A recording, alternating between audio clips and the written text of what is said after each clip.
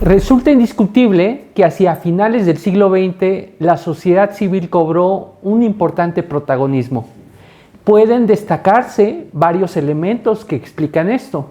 En primer lugar, la coincidencia con un escenario de movilizaciones sociales por la democracia. A pesar de que se constituyeron en diferentes contextos socioeconómicos y políticos, son importantes las transiciones de gobiernos autoritarios a democráticos. Pensemos en países del este y sur de Europa y en América Latina.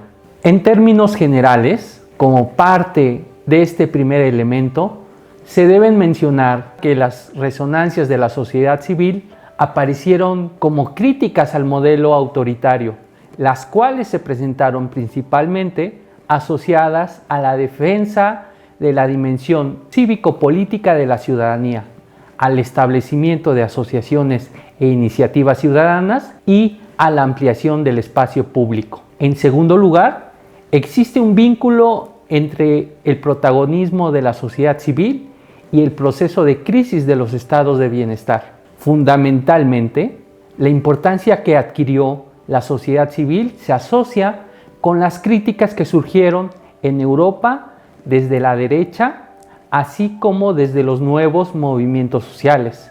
Todo ello en la década de los años 80. Bajo tal marco, el desafío ideológico que se impuso tanto desde la nueva derecha como desde los nuevos movimientos sociales fue argumentar que el estado de bienestar era conducente a la pasividad social y a la dependencia de los individuos en relación con el Estado.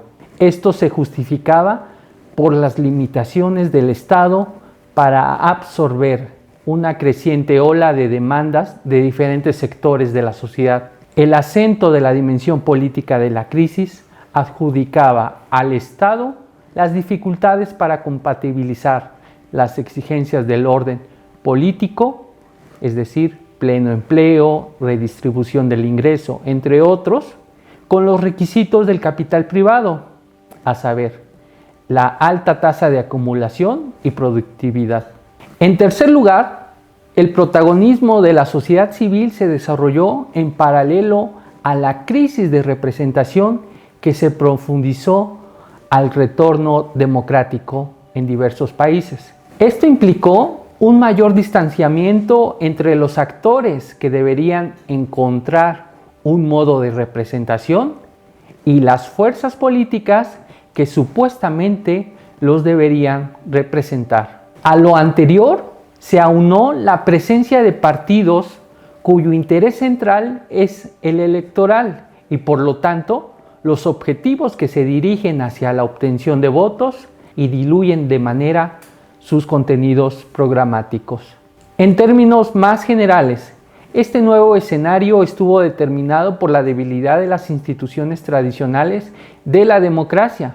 En términos más generales, este nuevo escenario estuvo determinado por la debilidad de instituciones tradicionales de la democracia, permanentemente acusadas de ineficiencia y a altos niveles de corrupción, y también a la creciente pérdida de desconfianza de los mecanismos clásicos de participación y representación política. Ahora bien, siguiendo a Jean Cohen y Andrew Arato, politólogos estadounidenses, la sociedad civil puede definirse como una esfera organizada de la vida social en la que actores colectivos expresan intereses y valores y efectúan demandas al Estado, definidas estas con fines públicos. La sociedad civil se encuentra conformada por diferentes organizaciones con diversos intereses, imaginarios, prácticas y discursos que a la vez están insertas en un contexto determinado sobre el cual pretenden incidir. En los últimos años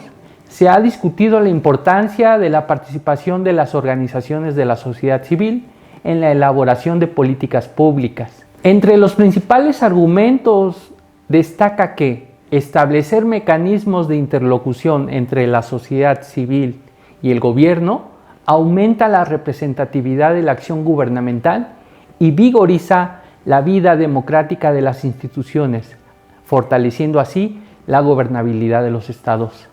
Actualmente, la mayoría de los países que conforman América Latina experimenta un cierto nivel democrático. Bajo estas nuevas reglas del juego, el contexto actual de la sociedad civil en la región ha cambiado. La premisa que subyace es que la democracia posee una serie de características particulares e inherentes a este tipo de gobierno que afectan directamente a la actividad pública de las organizaciones de la sociedad civil. Las implicaciones de estas democracias jóvenes sobre la dinámica de la sociedad civil merecen ser estudiadas desde todos los ángulos posibles por varias razones, de las cuales se pueden mencionar las siguientes.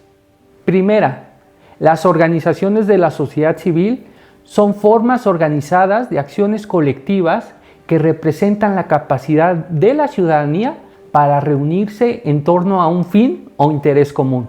Segunda, su reconocimiento por parte del Estado es un buen indicador de qué libertades esenciales, tales como la libertad de asociación y expresión, son verdaderamente respetadas en un país. Y tercera, son interlocutores esenciales entre el Estado y la ciudadanía al establecer una relación directa con el Estado, más allá del mecanismo del voto. Las organizaciones de la sociedad civil desarrollan diversos mecanismos para hacerse visibles en la arena pública y tratar de obtener los beneficios buscados. Muchos de ellos pueden estar involucrados con la hechura de las políticas públicas y en este sentido es necesaria la incidencia en los espacios de toma de decisión sobre las cuestiones públicas. Sus estrategias de incidencia están en función de una multiplicidad de factores, tales como la predisposición del gobierno al diálogo, el nivel de apoyo popular que logre amalgamar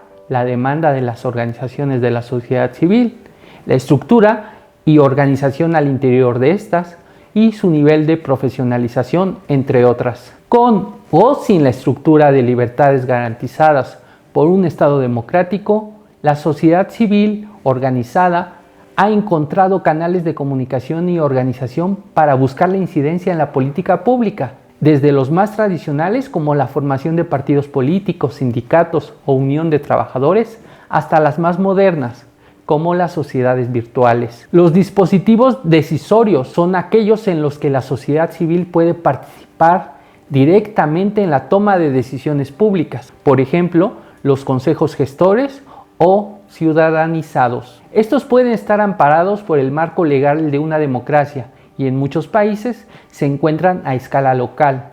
Las organizaciones de la sociedad civil pueden estar involucradas en ellas, aunque también es común que se encuentren integrados por ciudadanos sin ninguna adherencia a organización.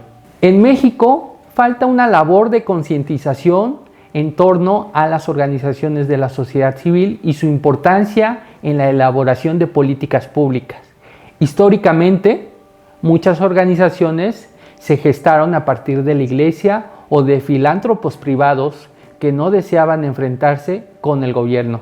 Políticamente, hubo una apertura para las organizaciones de la sociedad civil hace menos de 2 décadas. Poco a poco las organizaciones fueron abriendo camino a partir de algunos acontecimientos nacionales e internacionales. Administrativamente, las organizaciones de la sociedad civil cuentan con recursos humanos y económicos escasos, lo que les hace concentrarse en su causa con poco involucramiento en temáticas de política pública. También falta un trabajo de comunicación y sensibilización para fortalecer el capital social.